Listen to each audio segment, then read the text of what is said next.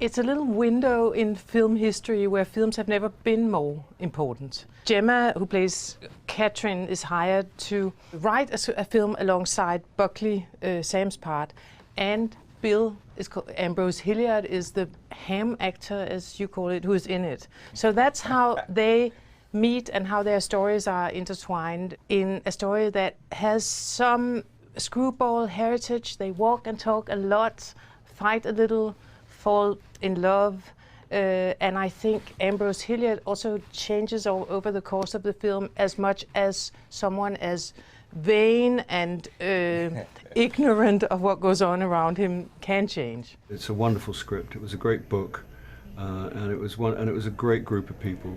I have a marvelous part. They were looking for somebody to play a chronically self-absorbed, pompous actor in his declining years, and they thought of me.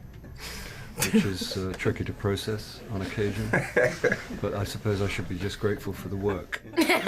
Lona and I did, we drifted off script a few times during the shooting, and Lona came up and handed me some great gags and some real gifts, because when you're talking about vain and shallow and totally self-obsessed people are funny, if they're observed in the right way. There's broad strokes in this film, but everything's done with such detail that it makes it sort of not brash or not classy, and I think that's also down to Lona's sort of attention to detail. Little tiny things that you might not even catch really, but that she sees and she thinks about. Very rarely you kind of have a director who's not only kind of open and welcoming to new ideas, but someone who's makes it a very collaborative experience, and I think she really just sort of allows you the freedom to kind of play, and I think, as Bill sort of mentioned, there was moments you felt compelled and the need to kind of go off script even slightly, and she sort of welcomes that. It's a love story, it's a romantic comedy. I hope it's a comedy, otherwise I'll kill myself. And it concerns the making of one of those films that we used to make in Great Britain to keep everybody's pecker up during the Second World War.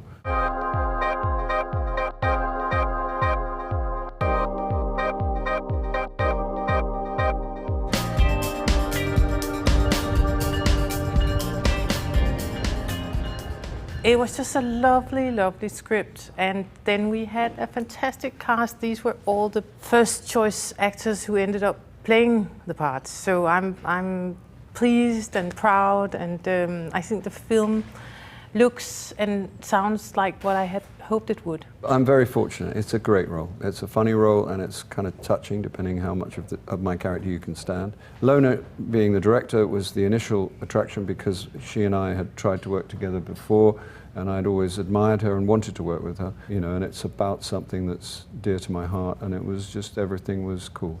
I think there was a lot of opportunity for play in the character of Tom Buckley, and I think that the whole kind of world, the insight into a world that I wasn't overly familiar with, of a time that I'm kind of obsessed with, or it was a real opportunity to kind of learn something new, I think, and approach film from a different angle. But also the role, and I think it's quite unusual to see an introverted character as a central role, and because she's a writer, she's observant rather than creating even though she does end up being the drama.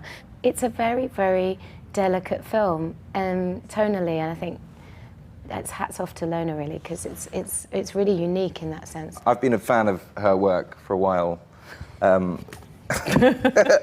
I tell her that. I actually hate her and everything I've seen her do, so I was really worried about that. You were like, oh no, not her. Like anyone but Gemma. That was why it took me so long to decide whether I wanted to be part of this job. I was like, is she going to drop out? But no, honestly, I think we kind of hit it off from the get-go, really. And I think the word chemistry, I love that it's sort of used so often. I mean, I think you'd have to be a really bad actor to not have chemistry with people, but I think naturally we're sort of from very similar upbringings and we have a lot in common, therefore it's easy to kind of fall in love with someone on set when you love them off set, So yeah, we're very lucky.